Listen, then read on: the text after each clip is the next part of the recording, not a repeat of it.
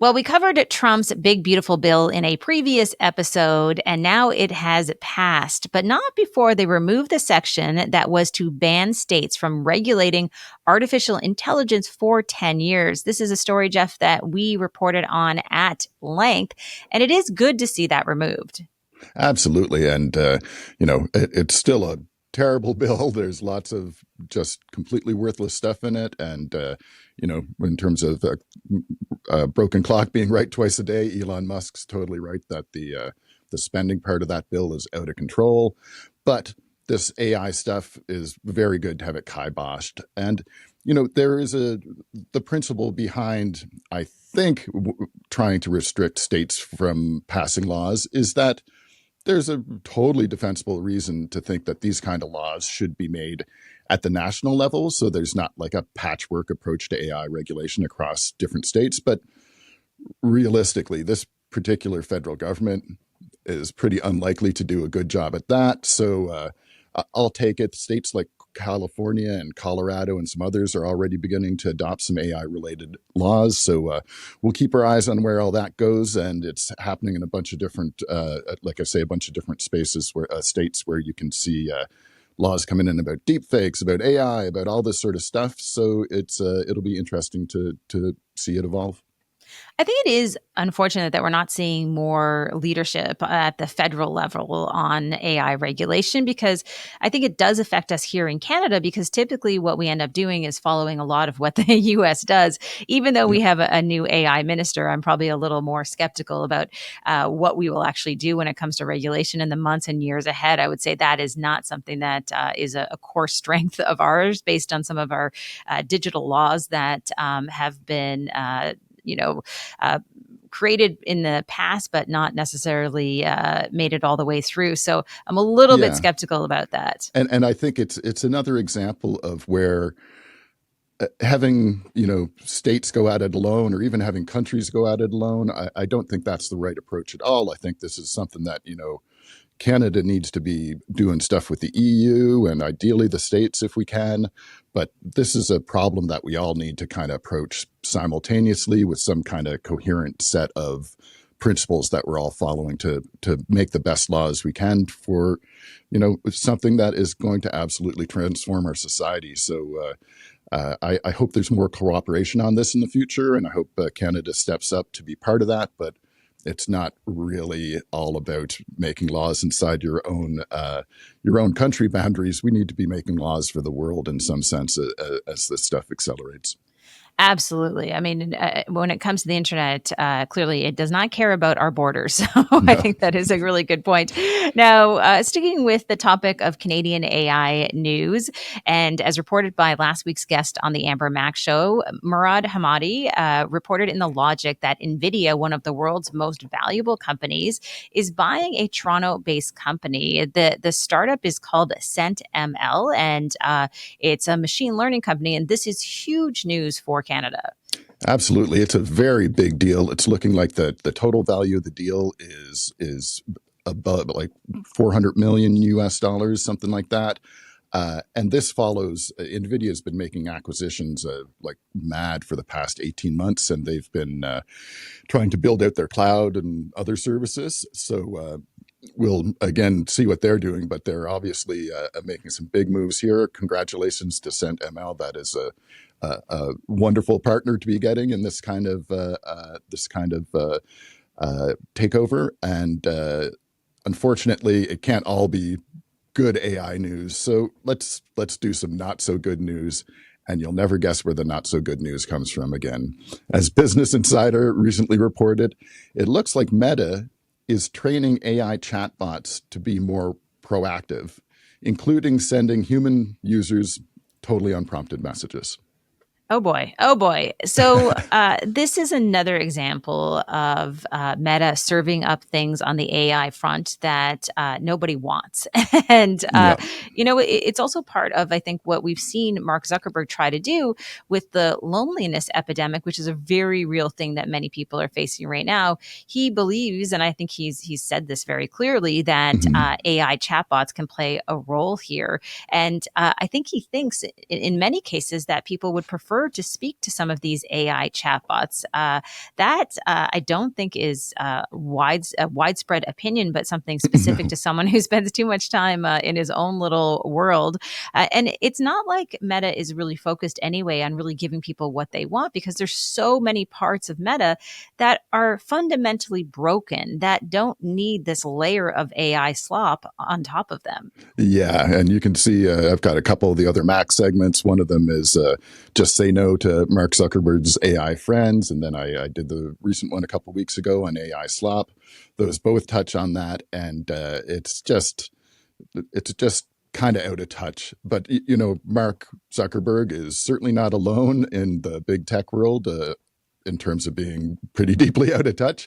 And another example of this is recently an Xbox executive made the suggestion, as Microsoft lays off over 9,000 employees, cancels big cuts to gaming industry stuff, and affecting an awful lot of people. The Xbox executive suggested that affected employees who are losing their job or whatever else should, quote, help reduce the emotional and cognitive load that comes with job loss by seeking help from AI chatbots. I just Oh don't boy. know where to start with that.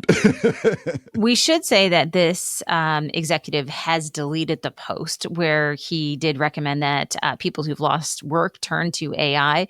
But I think it's a pretty tone deaf response. I'm guessing that he wanted to sincerely help people, but it just lacks that empathetic approach that I think we see so often among some of these big tech executives. And it's hard to believe that after so many years, they haven't figured out how to have more of a human touch.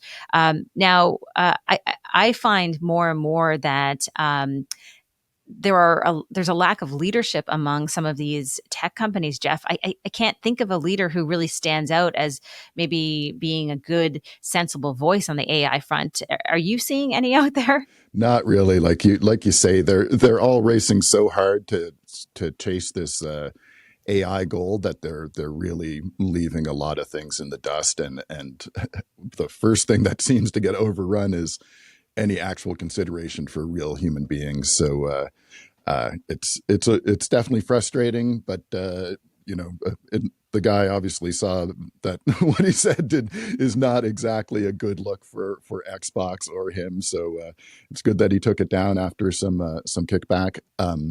And there's in terms of leadership and questionable tech, another story from across the border is that the U.S. Transportation Security Administration is increasingly employing facial scans at airports. And although some foreign nationals may have to do that, may be forced to do it, the program is actually totally optional for travelers on domestic flights, even though it may not appear to be. It absolutely is. And privacy experts recommend that you politely decline to participate, if at all possible, in those facial scans, because you typically do not have to do them, and you're giving away information to an organization that is not super clear about what it wants to do with it. And in these days with the government, I think it's just better to not be handing them data willy-nilly if they aren't forcing you to give it to them. Yes, and this is also going to lead to delays if you do say no to these facial scans. Because I was recently in an airport in the U.S. A few months ago, and they were doing facial scanning. It was very interesting for people who didn't want to do it. It backed up the line more and more. So I think, Right. unfortunately, the system is kind of designed for people to just haphazardly opt into some of this invasive technology versus giving them a legitimate way to opt out. And that's a perfect example of people not wanting to do this, but also not wanting to hold up the line. And there's really, no other great option, unfortunately. Yeah, and Customs and Border Protection is also doing some facial scanning as well. And again, they there are things that they have some clarity on and things that they have no clarity on. So Customs and Border Protection is saying that for U.S. citizens, your photo will be stored for no longer than 12 hours after you've been verified. But there's no clarification around that for non-Americans. So again, it's I don't know. It's people are asking for so much information and not really being clear about what they want to do with it and how they're going to manage it. So it's best to be careful. Obviously, anyone out there, if you get in a situation with the TSA or Customs and Border Protection, you got to do what they say. But keep in mind that you do have some rights here, and it serves you well to know about them. And so if you don't have to give things to them and it's not going to cause a big issue, then it's probably good advice to not give it to them. Yeah, I would actually really encourage people to look up what the laws are in your own country when you're going through border patrol, and then what rights you do have when you're traveling. Because one of the things that I realized when I was doing this search for myself is that once you walk onto US soil as a Canadian citizen, you just don't have the same rights, of course, as American citizens. And that's where we see so many of these headlines recently, with people getting caught up in some of these issues, in some cases, getting detained, and the list Yeah. of horrendous things goes on and on. So I think it's really important for people to look up and understand what they can and can't do. And I think, unfortunately, we've seen this in the tourism numbers, and the amount of spending that has been reduced from Canadians traveling to the U.S. It impacts the U.S. on an economic front, and that number is in the billions and billions of dollars. Yeah, and I'm absolutely have no plans on going to the States until Trump is out of office or these things get settled down. It's just not worth it for, as far as I'm concerned, not worth it to walk into a situation where somebody can kind of dictate laws that aren't fair. And you don't understand what's going to go on when you do go to cross the border. So people may have different opinions about that, but I am just going to stay out of it. And speaking of people being cagey, actually, there's a viral story recently that's through Reddit and some other places about a software engineer in India who was caught working for multiple startups simultaneously and very reluctant to admit that that was what was happening. Yes, I saw the story as well. So his name is Soham Parekh, and he was working 3 to 4 full-time jobs at the same time. And even after being caught, he continued to deny that he wasn't doing his job. So I guess there's some basis for companies worrying about remote workers if we see stories like this out there in the wild. But Jeff, I want to say, and don't think this is a good first reaction, especially as a parent of a kid who will soon be going into the workforce. I was kind of impressed that he was able to work all those jobs.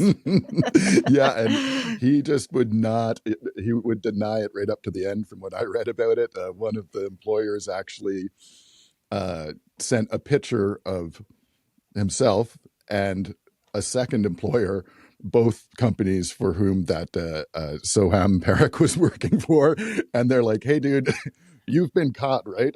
We both know you're working for both of us," and he was still pushing back. So there's definitely there's something a little bit funny about it. I mean, it's not something you want to think of. Hopefully, that doesn't happen too often, but yeah, it is a tiny bit impressive. I will admit that as well. And anyway, people can do what they want with that sort of stuff. But let's end off on a more positive story, and this one a bit more on the science side.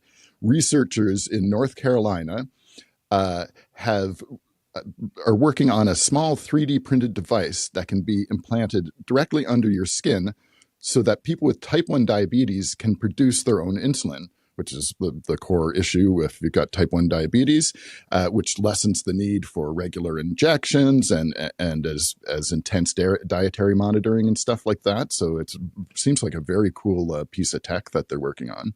Very cool. This is amazing when we get into both medical tech and health tech. I think this is where AI and emerging tech really shines. There's so much happening in that space to be able to improve people's lives. And just some numbers that I know you were able to look up. It's so impressive to know that there's a couple of million people with type 1 diabetes between both our countries, Canada and the US. So that is a lot of lives affected. And it's been incredible to see over the years some of this new technology that has really been helping people that have diabetes. So this is one area that I think emerging tech really shines. And I think it's fair to say, Jeff, that when it comes to 3D printed devices, there hasn't been sort of that peak with 3D printing, whether it's in healthcare or beyond, that we've seen with other emerging technologies like AI. But there's sort of a steady incremental improvement with some of these 3D technologies, which I think is very impressive. From healthcare to even building homes. Absolutely. A guy at my work was just telling me about how his friend had a 3D printer and he used it to print up a guitar. So there are some really cool things you can do, but obviously the most impressive ones are when you can help people. We covered a bunch of this in our Canadian Tech Special about all the wonderful Canadian tech inventions like the electric wheelchair and things like that. So when you see technology being used to help people who need it, that's pretty much what it's there for at its core usefulness, and it's why we both love tech so much. Absolutely. I do want to say, too, that there was news this past week about Musk starting a new political party. Jeff is going to tackle that topic in the future because Musk is not the only tech leader, Jeff, who No, is getting into politics, right? no. Sam Altman also says he's pretty much without a party, and I think there are some really interesting things. So I've done a bunch of research, but it's going to have to wait till next week because it's a pretty big topic. But yeah, I'll be talking about uh, basically how legitimate is Musk's claim that the States needs a third party? Is that something that would actually be useful in the States? And there are some just fascinating things that I learned about that. And just one little teaser one is that I think it's 1941, the guy who won the Nobel Prize in economics uh, specified five things that you need to have a voting system that is fair and useful. And then he proved that if you have more than three or more parties or people to vote for, that you in fact cannot satisfy all five of those. So there was a great video online about is democracy mathematically impossible? We'll touch on that and more in next week's The Other Mac. But this week I'm going to do something. Have you seen this story about the AI ban, Dan? I didn't. I am super excited about that. So I don't want to give too much away because I know you're going to tackle this coming up in the other Mac about a band and music that is getting a lot of attention on Spotify, and both are likely 100% artificial intelligence.